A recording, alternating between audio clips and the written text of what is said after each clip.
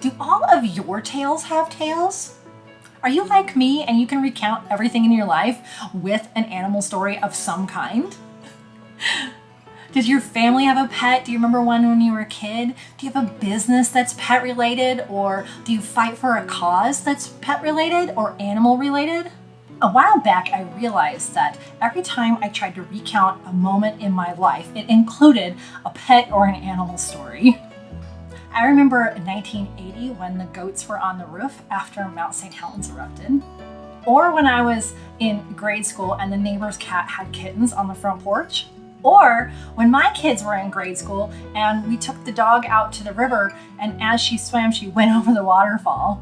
I realized that every time I thought of big moments and milestones in my life, I always had an animal story in there somewhere.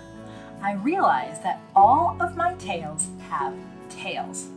The timeline of my life can be told through animal stories.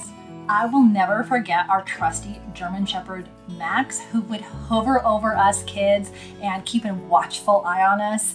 This is me and Max, childhood friends in the middle here, and then my sister. There's Max. Later in life, I wanted my children to experience the companionship of an animal. When they were toddlers, we added a golden retriever, Gypsy, to our household. The kids just loved Gypsy. They would snuggle with her, they'd run around the front yard with her, and they'd tell her all their secrets. During my years managing a veterinary practice, there were sometimes animals that needed homes. One day, one of the clients at the veterinary office brought in a litter of these tiny little 2-pound miniature poodle puppies. And we noticed that one of them was having some physical difficulty. So the owner would bring her in pretty often. And finally one day I just said, hey, I'm working at the vet every day. I know she would get along with my family. What if I took her in?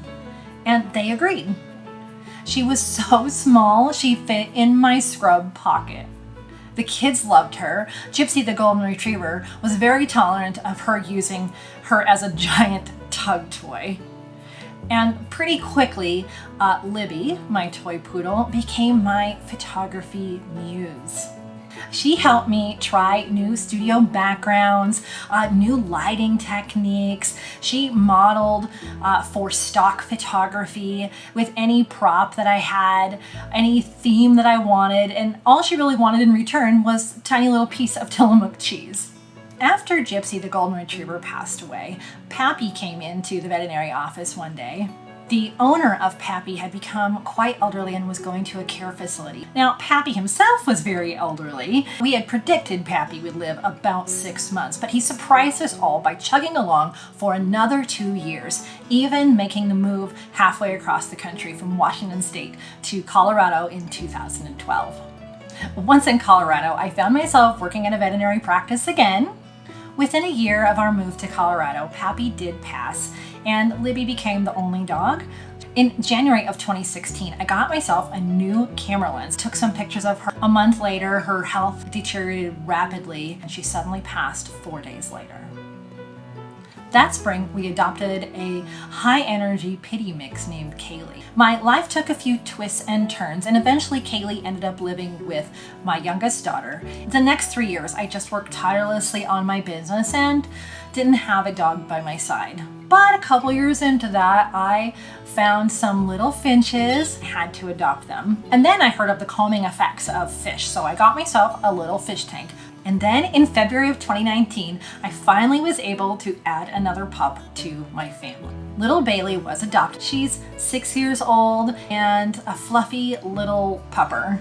Looking back on my life, I've always had an animal influence, whether it was in my childhood, in my kids' childhood, or in the professions that I chose. There was always an animal or pet influence in my life. I feel like it's inescapable. It's in my DNA.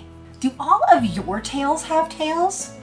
Are you like me and you can recount everything in your life with an animal story of some kind?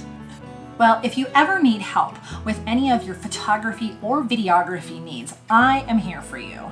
I get you, and I am here for you. Monique Renee, your fur-tographer.